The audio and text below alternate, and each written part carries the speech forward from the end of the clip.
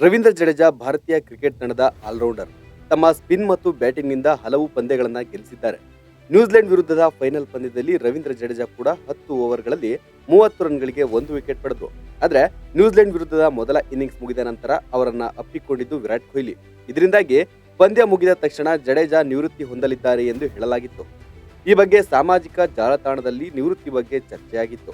ಇದು ರವೀಂದ್ರ ಜಡೇಜಾ ಅವರ ವೃತ್ತಿ ಜೀವನದ ಕೊನೆಯ ಪಂದ್ಯವಾಗಲಿದೆ ಎಂದು ಕ್ರೀಡಾಭಿಮಾನಿಗಳು ಮಾತನಾಡಿಕೊಂಡಿದ್ರು. ಆದರೆ ಈ ಚರ್ಚೆಯಲ್ಲಿ ಎಷ್ಟು ಸತ್ಯವಿದೆ ಎಂಬುದು ಪಂದ್ಯದ ನಂತರವಷ್ಟೇ ಸ್ಪಷ್ಟವಾಗಿದೆ. ಈ ಬಗ್ಗೆ ತಮ್ಮ ಇನ್ಸ್ಟಾಗ್ರಾಂ ಖಾತೆಯಲ್ಲಿ ಬರೆದುಕೊಂಡಿರುವ Ravindra Jadeja, no unnecessary rumours ಎಂದು ನಿವೃತ್ತಿ ಬಗ್ಗೆ ಮೌನ ಮುರಿದಿದ್ದಾರೆ.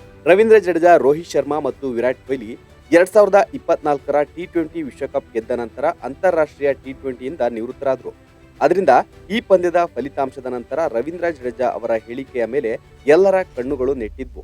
ರವೀಂದ್ರ ಜಡೇಜಾ ನಿವೃತ್ತರಾಗುತ್ತಾರೋ ಇಲ್ಲವೋ ಎಂಬುದು ಸ್ಪಷ್ಟವಾಗಿದೆ. ಜಡೇಜಾ ಅವರು ಅಧಿಕೃತವಾಗಿ ನಿವೃತ್ತಿ ಘೋಷಿಸುವ ಮೊದಲು ಕೆಲವು ಅಭಿಮಾನಿಗಳು ಅವರಿಗೆ ಧನ್ಯವಾದ ಅರ್ಪಿಸುವ ಪೋಸ್ಟ್ಗಳನ್ನು ಸಹ ಮಾಡಿದ್ದಾರೆ.